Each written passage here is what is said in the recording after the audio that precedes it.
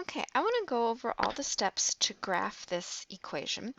It's a parabola. We know it's in our cool standard form, so we can use our translation rules to do it. Now I'm going to do a couple of extra things here along the way. So when we look at this, the couple things I want to point out, well, I've got here, here, and here, this end out front. These are what's going to tell me. So this right here, this flips it, right? This 4 is going to make it skinnier, okay? It's going to go up faster.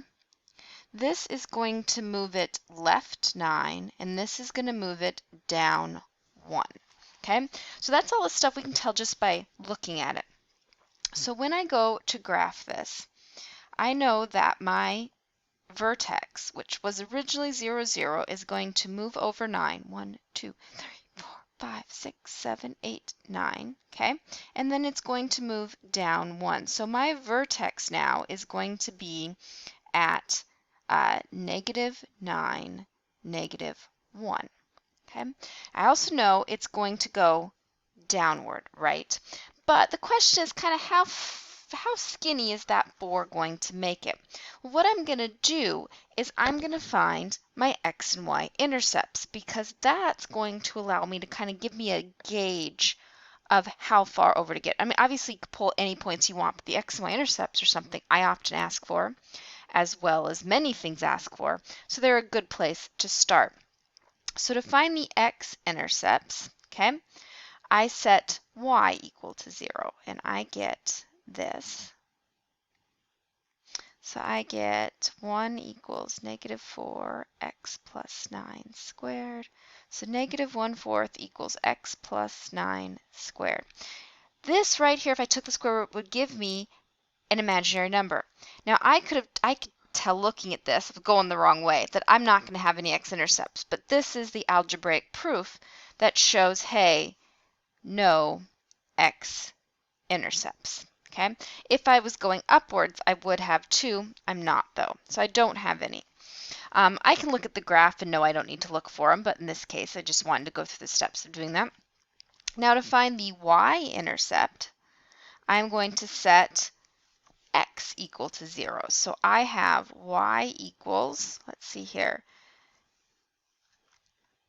-4 times 0 plus 9 squared minus 1. So I just came up here, did all of this.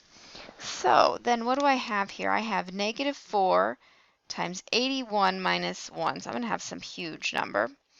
So this is -324 minus 1. This is -325.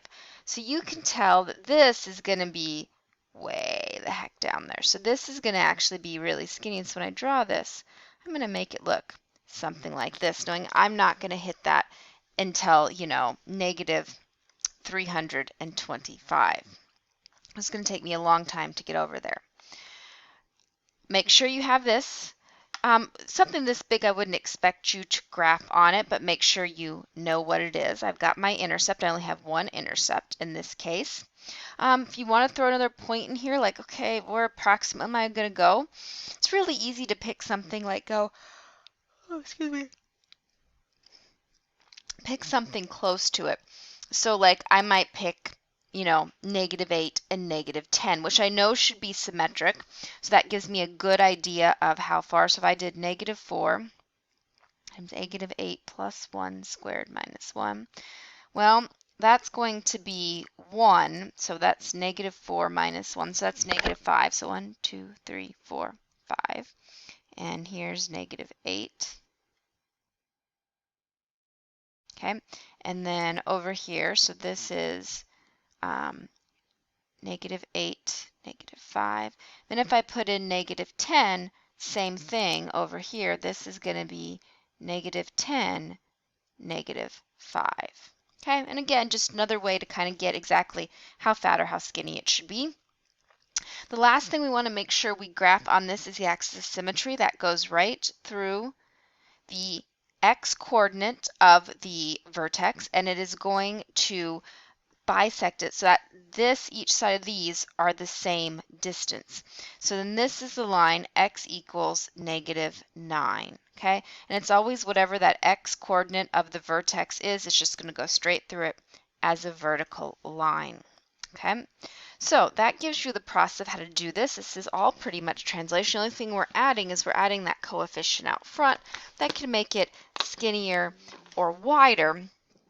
And, you know, when you decide on how skinny or how wide, this gives you an idea of, okay, it's going up much faster, but exactly what it looks like, sometimes it's useful to put in a point. And I usually find those x-y intercepts, and if those aren't helpful, you know, like in our case where it was negative 325, then I'm going to go back and maybe pick something else. And a lot of times I will pick ones that are equidistant from the vertex, so then that way I can make sure that it's lining up symmetrically like I expected it to. And you do want to make sure when you pick points, if you are just picking random points for your XY chart, you pick points that are on both sides of that vertex. So you need to make sure you know where that vertex is, and that comes down to knowing your translation rules.